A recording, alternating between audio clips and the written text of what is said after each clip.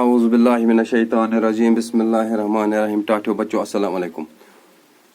Class 8 ہن مضمون اردو موضوع ہماری تاریخ لکھمت جانثار اختر. ٹھیک چونکہ اس پڑھ ات آج 3 بند بچ آج 3 ات بی پڑھن. آج تاریخ 9 اگست 2020. آج اس پڑھن تیری تاریخ ہے قرآن کا گیتا کا ورق, آشتی امن اہنسا کے اصولوں کا سبق. دور سے اپنا مقابل کوئی اب تک نہ اٹھا, کوئی گوتم کوئی چشتی رحمت اللہ علیہ کوئی نانک نہ اٹھا. تیری تاریخ ہے قرآن کا گیتا کا ورق, آشتی امن اہنسا کے اصولوں کا سبق. دور سے اپنا مقابل کوئی اب تک نہ اٹھا, کوئی گوتم کوئی چشتی رحمت اللہ علیہ کوئی نانک نہ اٹھا. یعنی یتھ میں یہ ونان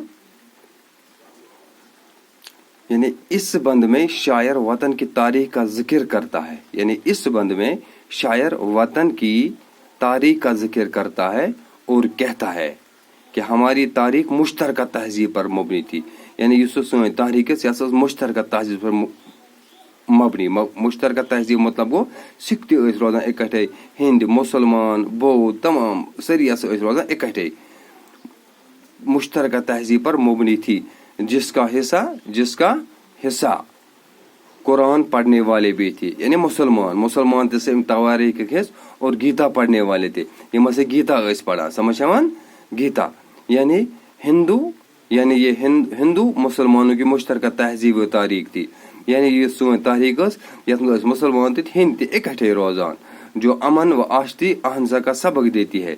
یعنی یہ ساری تاریخ سن امنک سبق دیوان, امنک درس دیوان. اہنسا گو لڑائی جھگڑے ورائے. بقول شاعر دنیا میں ہمارے مقابلے میں کوئی دوسرا گوتم چشتی یا نانک جیسا پیدا نہیں ہوا. یعنی گوتم گو یعنی بدھ مذہب کے ماننے والے گوتم بدھ کو مانتے ہیں. یعنی وہ گوتم بدھ کی پرستش کرتے ہیں. چشتی گو خواجہ محی الدین چشتی رحمت اللہ علیہ یم سون درگاہ تہ بیاکھ ہسا گو یا نانک جیسا پیدا نہ ہوا. نانک گو گرو نانک یعنی سکھ مذہب کا بانی. یعنی سکھ مذہب کا بانی جسے گرو نانک کہتے ہیں. یعنی گرو نانک سکھ مذہب بانی. یعنی سکھ مذہب بنیاد ترمز. پتہ کیا بن کن آج آزاد ہے ہم, ذہن ہمارا آزاد, تنگ جذبات کے گیروں سے نکل آئے ہیں. تنگ جذبات کے گیروں سے نکل آئے ہیں جو فرنگی کی سیاست نے کبھی بوئے تھے, ان تعصب کے اندھیروں سے نکل آئے. یہ ونان نم جائے شاعر دپان وس گئے انگریزو نش آزادی حاصل کر سن ذہن تس سے آزاد.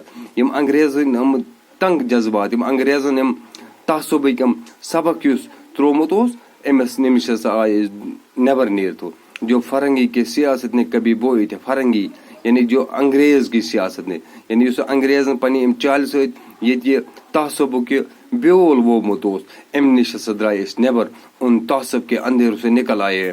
یعنی تعصب اس تعصب تم وومت ام نش درائے نیبر. ات کیا ونان اردو پہ امیک معنی. شاعر اس بند میں کہتا ہے کہ انگریزوں سے آزادی حاصل کرنے کے بعد لوگ آزاد ہیں, ان کے ذہن آزاد ہیں.